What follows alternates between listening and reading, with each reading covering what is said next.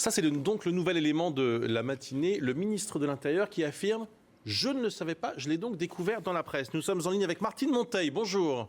Bonjour. Merci d'être en ligne avec nous. Ancienne patronne de la direction centrale de la police judiciaire. Vous venez d'entendre Manuel Valls, comme nous tous. Est-ce que c'est possible, c'est plausible même que le patron, le premier flic de France, ne soit pas au courant de ces écoutes ?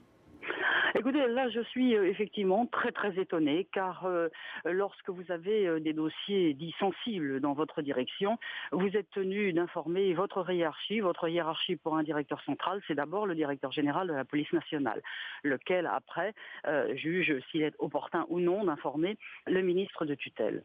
Donc s'il n'a pas été au courant, ça veut dire qu'il y a eu dysfonctionnement d'après vous ?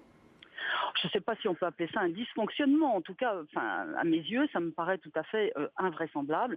Je vous dis, dans la mesure où il y a une grande sensibilité des dossiers. Ça vaut d'ailleurs pour toutes sortes de personnes, pas seulement un ancien président de la République, mais je dirais même qu'à la limite un simple avocat, dans la mesure où c'est une procédure qui sort de l'ordinaire, vous êtes tenu de dire que ça ne veut pas dire pour autant que vous fournissez des éléments de l'enquête et des détails.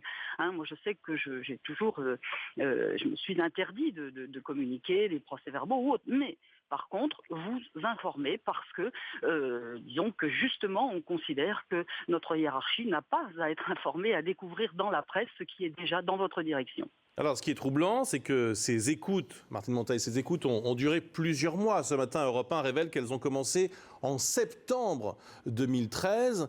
Donc, il y avait de bonnes raisons d'imaginer que dans ce laps de temps très long, le ministre de l'Intérieur ait pu être informé. C'est ça aussi qui est troublant.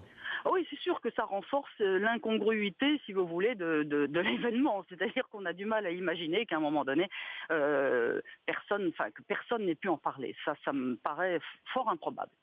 Et si, comme le disait à l'instant Amandine Bégaud, si il n'a pas été informé, on peut éventuellement parler de dysfonctionnement, mais c'est même pire que ça. On pourrait même imaginer quelque chose de volontaire. Oui, bien sûr. Mais enfin bon, qui veut se risquer à ça? Enfin, je veux dire, vous existez, vous menez votre direction, vous êtes au courant de tout, c'est-à-dire des affaires de grande criminalité, de terrorisme, etc. Vous n'avez pas à retenir de l'information. Ça vaut pour le directeur central du renseignement intérieur. C'est lui qui apprécie peut-être le moment où il informe, mais en tout cas, il est tenu d'informer. Sinon, à quoi il sert? Eh bien, dans des autres directions, c'est exactement la même chose. Cela vaut aussi pour un directeur central de la sécurité publique, dont il sait qu'il va y avoir un événement. Alors, il y a des événements très graves, annoncés, etc., basiques, je dirais. Et puis, même un petit événement, si vous savez qu'il peut générer un trouble à l'ordre public, eh bien, vous êtes tenu d'en faire une note ou d'informer, bien sûr. Oui, alors justement, Martine Monteil, concrètement, quelle est la procédure? Vous parliez à l'instant d'une note. Quel est le chemin normal et qui informe qui? Alors, en matière de police judiciaire, c'est plus délicat, puisqu'il y a un secret d'instruction. Donc, vous relatez, moi j'ai rendu compte dans ces cas-là, verbalement, à mon directeur général, en disant, voilà, il y a tel et tel affaire, qu'il sache, qu'il ne découvre pas. À lui ensuite, s'il le souhaite et s'il le juge opportun, d'informer le ministre de tutelle.